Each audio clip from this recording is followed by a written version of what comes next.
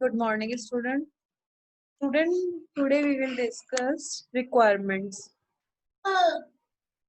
There are three components of staffing: requirement, selection, and training. First one is requirement. Requirement means including or attracting more and more candidates to apply for vacant job position in the organization.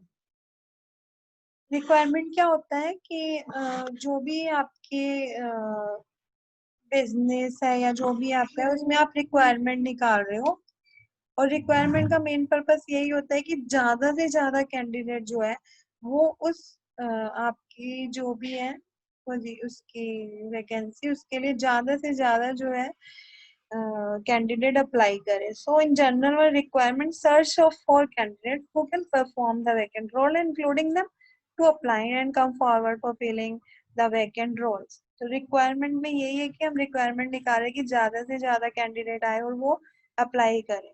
सो दो तरह से हम requirement की जो sources है उसे two parts में divide किया है, internal and external source. Internal source से आपको पता लग रहा है कि रिक्वायरमेंट आपकी जो है एग्जिस्टिंग एम्प्लॉय जो है ऑर्गेनाइजेशन के वो ही अप्लाई कर सकता है वेकेंट पोजीशन के लिए कि उनको आगे प्रमोशन ले सकते हो, ट्रांसफर कर सकते हो. ये सब इंटरनल सोर्स ऑफ रिक्वायरमेंट के अंदर आएगा. And the very popular and common because of इसमें कुछ एडवांटेजेस है, ये बहुत पॉपुलर है. Internal source of requirement advantages क्या है? It is economical, it motivate the existing employ, less amount पे स्पेंड ऑफ ट्रेनिंग, क्योंकि ऑलरेडी एम्प्लॉयज जो है वो वर्किंग में है तो हमें ट्रेनिंग में ज्यादा पैसा खर्च करने की जरूरत नहीं है. एम्प्लॉयज आर ऑलरेडी वो फैमिलियर है, उन्हें सब कुछ पता है कंपनी के rule regulation. And improve the performance of employee and show better performance, और ज्यादा इम्प्रूवमेंट आता है क्योंकि ऑलरेडी वो एग्जिस्ट करते हैं अपनी जॉब में, तो और बेटर परफॉर्म कर सकते हैं. ड्रॉबैक एंड थ्रू ट्रांसफर, हम ट्रांसफर करके भी ट्रेनिंग वगैरह दे सकते हैं. और through transfer surplus employees can be shifted to other, ज्यादा है डिपार्टमेंट एम्प्लॉयज तो उसको शिफ्ट भी कर सकते हैं. ड्रॉबैक क्या है इंटरनल रिक्वायरमेंट का? कई न्यू आइडियाज नहीं होंगे, कोई लिमिटेड चॉइस होगी आपके पास कि हाँ ये एम्प्लॉयज है, इन्हीं में से ट्रांसफर प्रमोट करना है. न्यू ऑर्गेनाइजेशन के लिए तो सुटेबल है ही नहीं, क्योंकि न्यू ऑर्गेनाइजेशन में और पहले से कोई एम्प्लॉय नहीं है. Frequent transfer reduce the productivity of employees. अगर आप एकदम ट्रांसफर कर देते हैं तो उसका इफेक्ट पड़ता है प्रोडक्टिविटी पर. तो these are demerit of internal source. Next, you under the internal requirement following method are required. Requirement are used on transfer or promotion in to जो है हम यूज कर सकते हैं. दो मेथड है. आप ट्रांसफर करके, transfer means shifting the employees, आपको पता है एक जगह से दूसरी जगह उसको शिफ्ट कर दिया.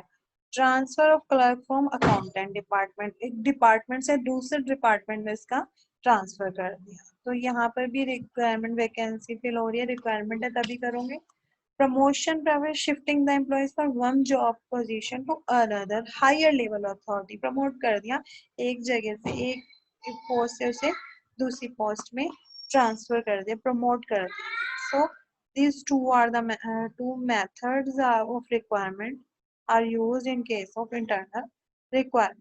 Secondly, external source of requirement, candidate from outside of the organization. जब बाहर से इनवाइट करते हैं वैकेंसी के लिए तो वहाँ पर एक्सटर्नल सोर्स ऑफ रिक्वायरमेंट आ जाएगा. यहाँ पे बेनिफिट क्या है? फ्रेश टैलेंट मिलता है, वाइडर चॉइस होती है, क्वालिफाइड पर्सनल होगा, लेटेस्ट टेक्नोलॉजी का पता लगता है, कॉम्पिटिटिव स्पिरिट होता है कि हाँ कंपटीशन करना है. डिमेरिट क्या है कि जो एग्जिस्टिंग एम्प्लॉयज हैं उनका मोरल जो है डाउन हो जाता है. न्यू एम्प्लॉयज जल्दी से एडजस्ट नहीं हो पाते हैं, उन्हें रूल रेगुलेशन का नहीं पता होता, एक्सपेंसिव होता है. ठीक है. So these are demerits. इनके मेथड्स क्या है इंटरनल? एक हो गया डायरेक्ट रिक्वायरमेंट. डायरेक्ट रिक्वायरमेंट में क्या होता है? सिंपल, जैसे किसी शॉप के बाहर स्लिप लगी होती है ना कि यहाँ पर इतने बॉयज की वैकेंसी है, तो गए और डायरेक्ट वॉक इन इंटरव्यू दिया और रिक्वायरमेंट होगा. कैजुअल कॉलर में क्या होगा, यहाँ पर क्या हुआ, जैसे लास्ट ईयर की कुछ रिक्वायरमेंट होने के बाद लास्ट ईयर की हमारे पास एप्लीकेशंस आई थी, हम उन्हें कॉल करके पूछ लेंगे कि अब आपको रिक्वायरमेंट, अब आप आ सकते हैं, तो हमारे पास रिक्वायरमेंट है, कैजुअल कॉल कर सकते हैं। एडवर्टाइजमेंट का तो आपको पता ही है, एड भी दो तीन तरह के होते हैं। अगर सिंपल रिक्वायर, आपको ज्यादा वाइड नहीं जाना है ना, अगर जॉब जो है मान लो अकाउंटेंट की चाहिए, अकाउंटेंट जनरल मतलब ज्यादा स्किल्ड वर्कर की जरूरत है, लोअर रैंक की कुछ लेना है, तो क्या करेंगे आप, रीजनल न्यूज़पेपर में अपना ऐड दे देंगे। अगर आपको बहुत हाई क्वालिफाइड चाहिए तो रेपुटेटेड जो अच्छे न्यूज़पेपर हैं उनमें रिक्वायरमेंट निकाल सकते हो, ऑल इंडिया लेवल का। तो एम्प्लॉयज एक्सचेंज में क्या होता है, गवर्नमेंट एम्प्लॉय एक्सचेंज में मिडल मैन का काम करता है गवर्नमेंट एम्प्लॉयज एक्सचेंज। इसमें क्या होता है, जो जॉब सीकर्स है वो अपना बायोडाटा वगैरह सबमिट करवा देते हैं, वो उसके थ्रू फिर रिक्वायरमेंट हम रखते हैं। Candidate are send their all biodata in employment exchange, वहां से वैकेंसी निकलती है।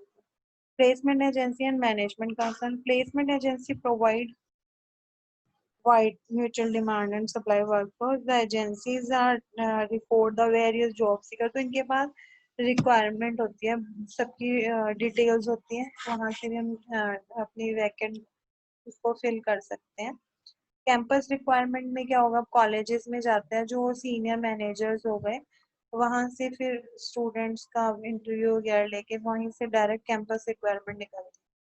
रिकमेंडेशन और प्रेजेंट, आज मतलब कोई वर्किंग है वो अपने रिलेटिव या किसी का नाम दे दे, क्या नाम दे देते हैं ना कि आप इसे रख लो, या जो भी हो सकता है, एग्जिस्टिंग एम्प्लॉयज जो अपने नॉन का प्रेफरेंस दे रहा है वो हमारे रिकमेंडेशन के अंदर आ जाएगा।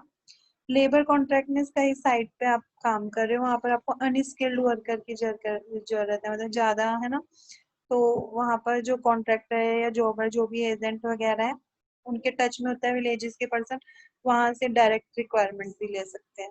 टीवी में एडवर्टाइजमेंट देके, वेब पब्लिशिंग में इंटरनेट पे विजिट साइट वगैरह पे, जैसे कोई विजिट करता है तो कॉमन वेबसाइट्स जैसे naukri.com, यहाँ पर भी हम रिक्वायरमेंट निकाल सकते हैं।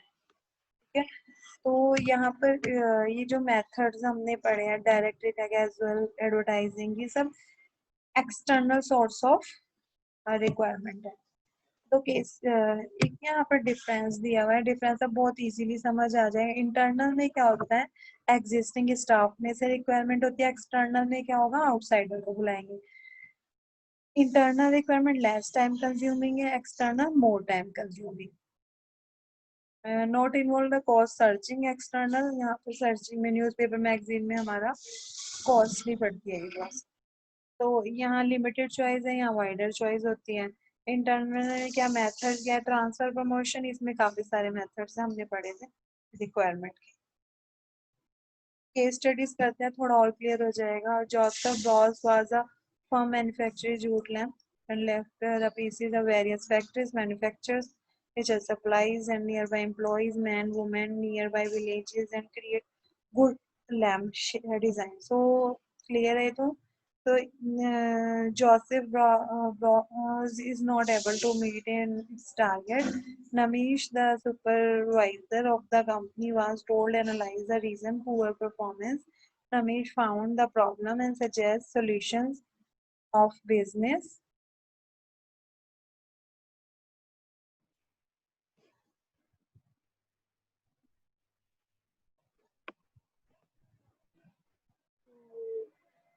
आइडेंटिफाई द फंक्शन ऑफ, यहाँ पर क्या था कि the number of workers employees was less than the requirement, तो यहाँ पर जो जरूरत है रिक्वायरमेंट की जरूरत है, क्योंकि नंबर एम्प्लॉइज जो है वो कम है और वर्कलोड ज्यादा है।